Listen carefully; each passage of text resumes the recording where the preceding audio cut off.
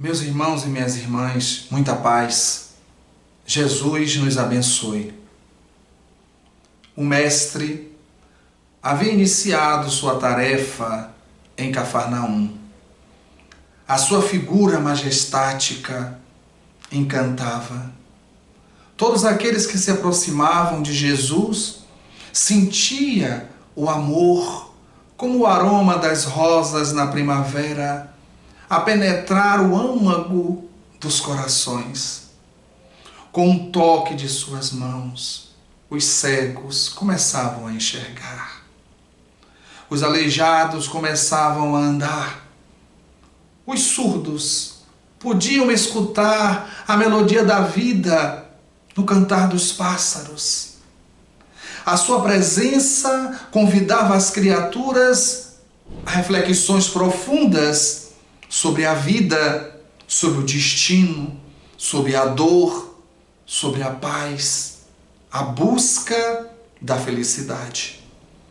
Em pouco tempo, a fama se espalhou por toda a Palestina, a Judeia, a Samaria, a Galileia. Cidades vizinhas ouviram falar do grande Galileu, que tocava os corações com amor e que curava as pessoas das doenças do corpo e da alma. A partir daquele momento, onde ele estava a dor, o sofrimento. Os abandonados, os desprezados, os marginalizados, os esquecidos, encontravam em Jesus o bálsamo para pinçar as suas feridas. Em pouco tempo, toda a Palestina ouvira falar daquele certo Galileu. E na Galileia, que esbanjava verdura, a natureza cantava nos tamareiros, nos pessegueiros, nas amendoeiras, as flores que se espalhavam pelos campos, os lírios, o mar da Galileia que piscava à noite refletindo a luz das estrelas. Era um novo momento, o maior momento da humanidade, a grande epopeia que a humanidade nunca mais teria igual. E foi assim que numa tarde de primavera, na montanha da Galileia, milhares de pessoas se reuniram. Eram doentes, carregados pelos seus familiares em padiolas. Eram idosos conduzidos pelos netos, cegos guiados por amigos. Todos aqueles doentes que buscavam a cura para o corpo, mas também havia os entristecidos, os deprimidos, os angustiados, os desesperançados. Todos buscavam Jesus para encontrar nele a esperança de um novo dia. E naquela tarde de primavera, aquele povo se acotovelava na montanha, todos esperando Jesus falar. E Simão procura o Mestre e vai encontrá-lo sentado numa raiz de uma amendoeira que havia se exteriorizado. O Mestre estava com os olhos a fitar o mar da Galileia. Estava absorto, mergulhado em profundas meditações, quem sabe, pensando na história da humanidade do porvir. Quando Simão se aproxima dele e diz: Senhor, a multidão te espera. Eles desejam te ouvir. Jesus, como que acorda daquele profundo estado de meditação, se levanta e vai em direção à multidão. A natureza havia talhado através do vento, nos milhares de anos, uma pedra coberta agora por uma gramínea que se transforma na tribuna, onde o Senhor se eleva. Olha aquela multidão que amava, abençoa e abre a sua boca para cantar o mais maravilhoso hino de louvor ao amor e à vida que se tem notícia. Bem-aventurados os pobres de espírito, porque deles é o reino dos céus. Bem-aventurados os mansos, porque eles herdarão a terra. Bem-aventurados os que choram, porque serão consolados. Bem-aventurados que têm fome e sede de justiça, porque serão saciados. Bem-aventurados os misericordiosos, porque alcançarão a misericórdia. Bem-aventurados os limpos de coração, porque eles verão Deus. Bem-aventurados os pacificadores, porque serão chamados filhos de Deus. Bem-aventurados os que padecem perseguição por amor à justiça, porque deles é o reino dos céus. Bem-aventurados sois vós, quando vos perseguirem, vos caluniarem, e mentindo disserem todo o mal contra vós por minha causa. Alegrai-vos e ficai contentes, porque é grande o vosso galardão no reino dos céus. A multidão estava extasiada, emocionada diante de tanta beleza, de tanta verdade, de tanto amor. E ele continuava em timorato: vós sois o sal da terra. E se o sal perde o poder de salgar, para nada mais serve, a não ser ser jogado na rua e ser pisado pelos homens.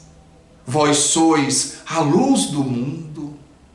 Não se pode esconder uma cidade edificada sobre uma montanha, nem tampouco acender a lanterna e colocá-la debaixo do alqueire. Deve ser colocada no velador, para que todos possam ver a luz. Faça, pois, brilhar a vossa luz.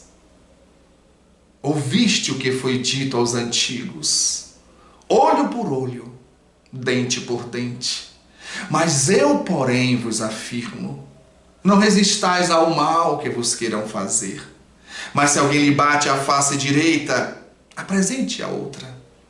Se alguém lhe toma a túnica, entregue a capa.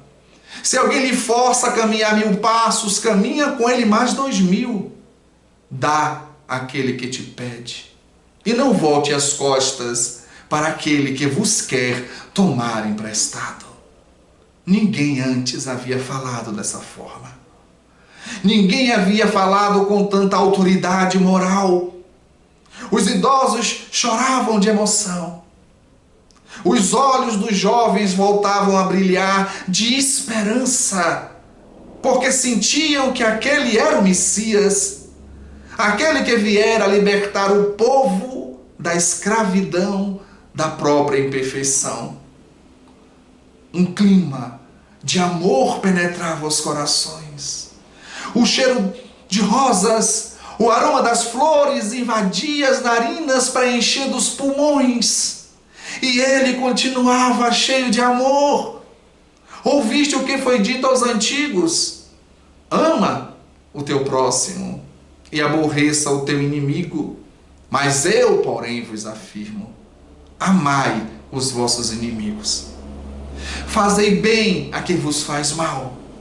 Bendizei a quem vos maldizem, e orai pelos que vos perseguem e vos caluniam, para que possais ser filhos do vosso Pai, que faz com que o sol possa nascer para bons e maus, e a chuva para justos e injustos. Porque se você só ama quem te ama, que de especial você faz? As pessoas de má vida também se amam. E se você apenas perdoa quem te perdoa, que de especial você faz? Os hipócritas também o fazem. Sede, pois, perfeitos, como o vosso Pai Celestial é perfeito. Que desafio! O desafio do amor, o desafio do perdão. Nesse momento surge um jovem e lhe diz: eu vejo na minha frente ossos e carne, um homem. Como não saber se você veio do Satanás? Ele responde: olhando profundamente nos olhos daquele homem: se eu não faço as coisas do meu Pai, não acredite em mim. Mas se eu faço as coisas do meu Pai e mesmo assim não acredita em mim, crê no meu trabalho. Porque um reino dividido não pode ficar em pé. Se eu expulso o mal, a minha origem não é o mal.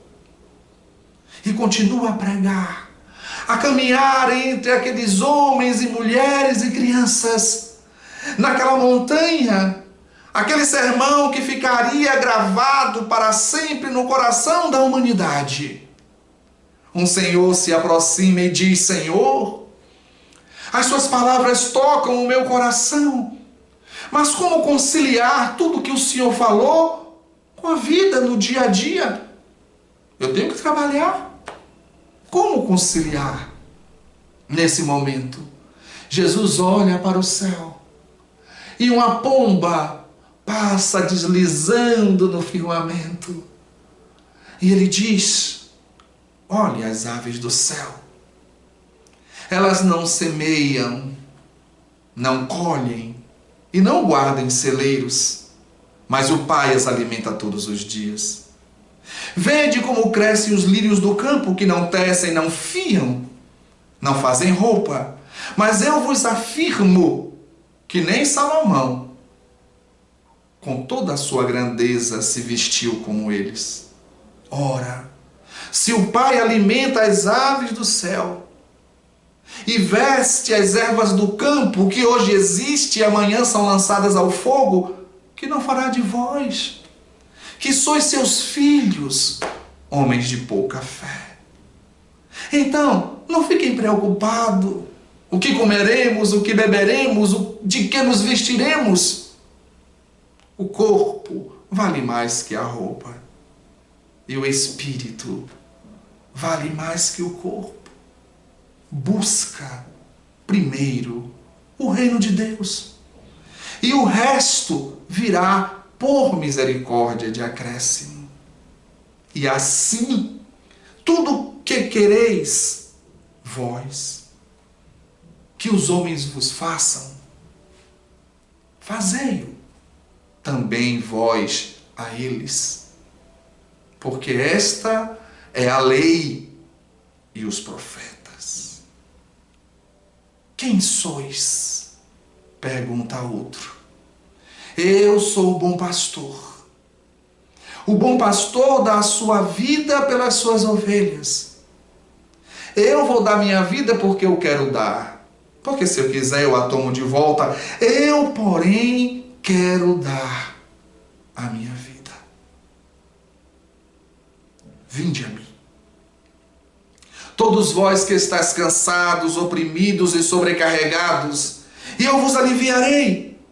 Tomai de mim, que sou manso e puro de coração, e tereis descanso para as vossas almas, porque o meu jugo é suave e o meu fardo é leve. E continuava Jesus caminhando, chamando para si aquela multidão, e dizendo: pedi e obtereis, buscai e achareis, batei e abrir-se-vos-á. Porque todo aquele que pede, recebe. Todo aquele que busca, acha. E todo aquele que bate, a porta se abre. Porque qual dentre vós, sendo pai, vai dar ao filho uma pedra quando ele pede pão? Ou vai dar a ele uma serpente quando ele pede o peixe? Ora, se vós que sois maus, sabei das coisas boas aos vossos filhos, imagine o vosso Pai que está nos céus. Claro que vos dará o que vocês lhe pedirdes. Não julgueis, para não serdes julgados. Por que você insiste em ver o cisco no olho do seu irmão, quando uma trave está no seu? Hipócrita, tira primeiro a trave do seu olho, e poderá melhor ver para ajudar o seu irmão a tirar o cisco do olho dele. Jesus encantava. O crepúsculo começava a se apresentar. As pessoas estavam embevecidas, emocionadas. A sua voz austera e ao mesmo tempo maviosa, doce, sublime, penetrava as fibras mais íntimas da alma humana. Depois daquela tarde, a humanidade nunca mais seria a mesma. E ele continuava dizendo: quando fores orar, não façam como os hipócritas, que oram nas praças públicas, nas esquinas das ruas, para serem vistos pelos homens. Não seja iguais a eles. Quando você for orar, entra no teu quarto, tranca a tua porta, ora ao teu pai em segredo, e o teu pai que vê o que se passa em segredo, te escutará e te recompensará. E não precisa usar de muitas palavras, como aqueles que pensam que pelo muito falar serão ouvidos. O vosso Pai sabe do que você precisa antes mesmo de você falar. E nesse momento, quando o sol declinava-se, como aqui a penetrar no lago de Genezaré, no Tiberíades, no mar da Galileia, e a sua luz se refletia nas nuvens multicoloridas. Naquele instante em que as primeiras estrelas começavam a surgir na abóbada celeste, naquele cimbório divino, um dos seus discípulos se aproxima e diz: Senhor, nos ensina a orar. E naquele momento Jesus olha para os céus, seu rosto se ilumina, lágrimas grossas deslizam na sua face, e ele diz emocionado: Pai nosso, que estás nos céus, santificado seja o vosso nome, venha a nós o vosso reino, seja feita a vossa vontade, assim na terra como nos céus. O pão nosso de cada dia nos dai hoje. Perdoai as nossas ofensas, assim como nós perdoamos quem nos tem ofendido. Não nos deixeis cair em tentação, mas livrai-nos do mal, pois teu é o reino, teu é o poder, tua é a glória para sempre. Todos que estavam ali estavam em pranto. Todos choravam de emoção. No coração a certeza de que ele era, assim, o Messias. A ponte que desceu do céu à terra para nos conduzir da terra aos céus. Naquele momento, todos, mais de 5.000 pessoas, desceram daquela montanha e nunca mais foram as mesmas. E se espalharam pelo mundo a levar a palavra do Cristo. O sermão da montanha, o código de ética para a humanidade de todos os tempos. Certa feita, Mahatma Gandhi observou que se todos os livros de teologia, de psicologia, de terapias, todos os livros das mais profundas filosofias fossem destruídos e sobrasse apenas o Sermão da Montanha, a criatura humana já teria o código de ética para nortear a vida.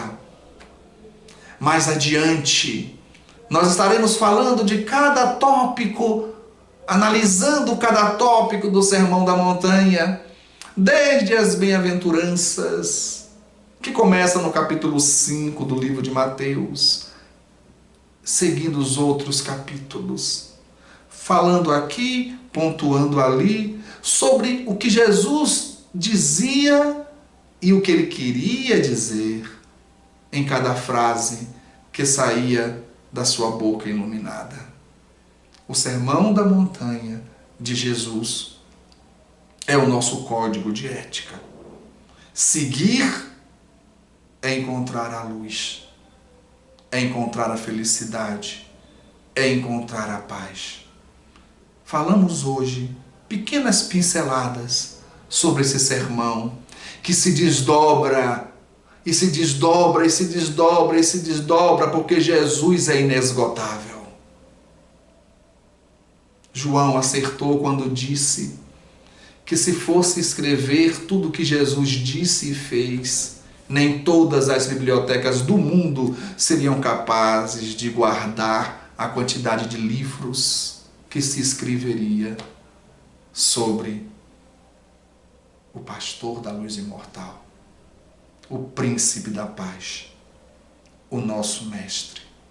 Que ele nos abençoe e nos ilumine, que nós possamos buscar a simplicidade, como falamos aqui no início desse canal. Não estamos aqui para usar vocabulário difícil, rebuscado. Não estamos aqui preocupados nas críticas dos nossos erros no verbo, das palavras muitas vezes trocadas, das pronúncias muitas vezes equivocadas, porque nós sabemos que a letra mata, mas o espírito vivifica. A nossa preocupação não é falar para as inteligências excepcionais. A nossa intenção é falar para os corações que sofrem e que têm esperança. Os corações que buscam. Então, em nosso canal, os intelectuais que ainda não acenderam a chama do sentimento no coração não encontrarão muitas coisas.